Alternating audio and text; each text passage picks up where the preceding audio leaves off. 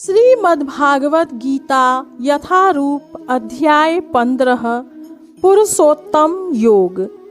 भगवान ने कहा जाता है कि एक शाश्वत अश्वत्थ वृक्ष है जिसकी जड़ें तो ऊपर की ओर हैं और शाखाएं नीचे की ओर तथा पत्तियां वैदिक स्तोत्र हैं। जो इस वृक्ष को जानता है वह वेदों का ज्ञाता है। इस वृक्ष की शाखाएं ऊपर तथा नीचे फैली हुई हैं और प्रकृति के 3 गुणों द्वारा पोषित हैं। इसकी टहनियाँ इंद्रिय विषय हैं। इस वृक्ष की जड़ें नीचे की ओर भी जाती हैं जो मानव समाज के सकाम कर्मों से बंधी हुई हैं। इस वृक्ष के वास्तविक स्वरूप का अनुभव इस जगत में नहीं किया जा सकता। कोई भी नहीं समझ सकता कि इसका आदि कहाँ है, अंत कहाँ है या इसका आधार कहाँ है। लेकिन मनुष्य को चाहिए कि इस दृढ़ मूल वाले वृक्ष को विरक्ति के शस्त्र से काट गिराए। तत्पश्चात उसे ऐसे स्थान की खोज करनी चाहिए जहाँ जाकर लौटना न पड़े और जहाँ उस भगवान की शरण ग्रहण कर ली जाए जिससे अनादिकाल से प्रत्येक वस्तु का सूत्रपात तथा विस्तार होता आया है। जो झूठी प्रतिष्ठा, मोह तथा कुसंगति से मुक्त हैं, जो शाश्वत तत्व को समझते हैं, जिन्होंने भौतिक काम को नष्ट कर दिया है, जो सुख तथा दुख के द्वंद्व से मुक्त हैं और जो मोह रहित होकर परम पुरुष के शरणागत होना चाहते हैं, वे उस शाश्वत राज्य को प्राप्त होते हैं। वह मेरा परम धाम न तो सूर्य या चंद्र के द्वारा प्रकाशित होता है और न अग्नि या बिजली से।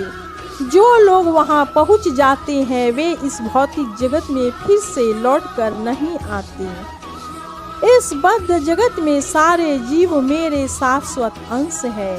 बद्ध जीवन के कारण वे 6 इंद्रियों से घोर संघर्ष कर रहे हैं जिनमें मन भी सम्मिलित है।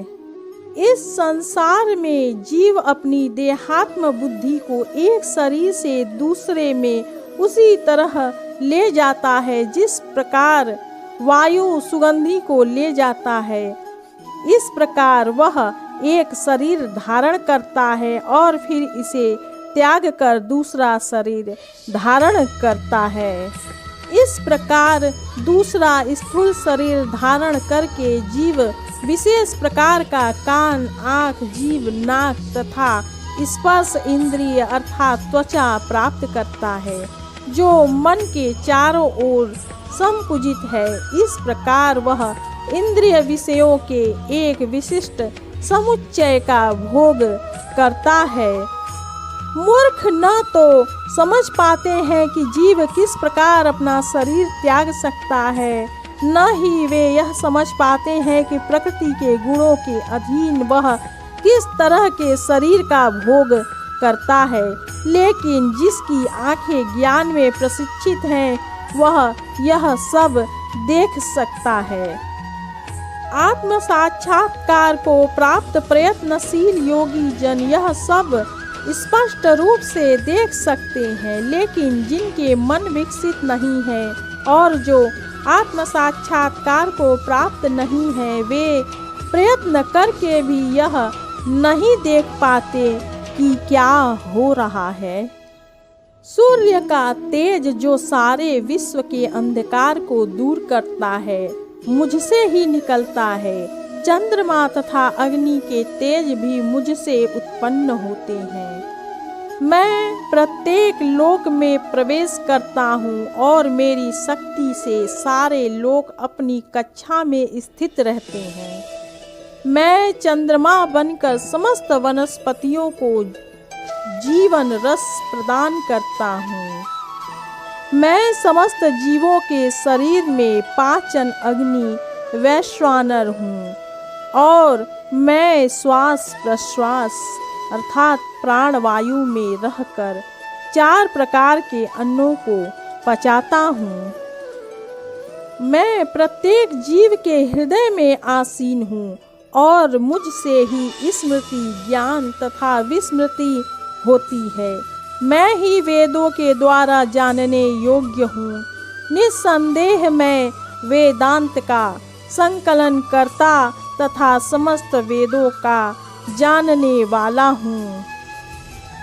जीव दो प्रकार के हैं, च्युत तथा अच्युत। भौतिक जगत में प्रत्येक जीव च्युत अर्थात क्षर होता है और आध्यात्मिक जगत में प्रत्येक जीव अच्युत अर्थात अक्षर कहलाता है।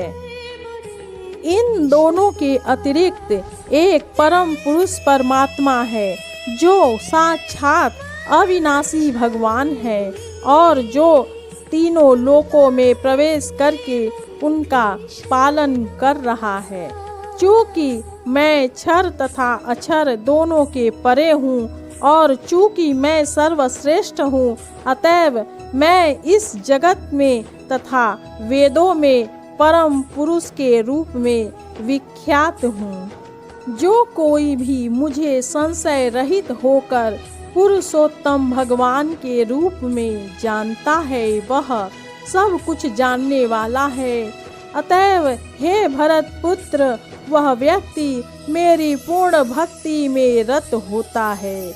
मैं अनग यह वैदिक शास्त्रों का सर्वाधिक गुप्त अंश है।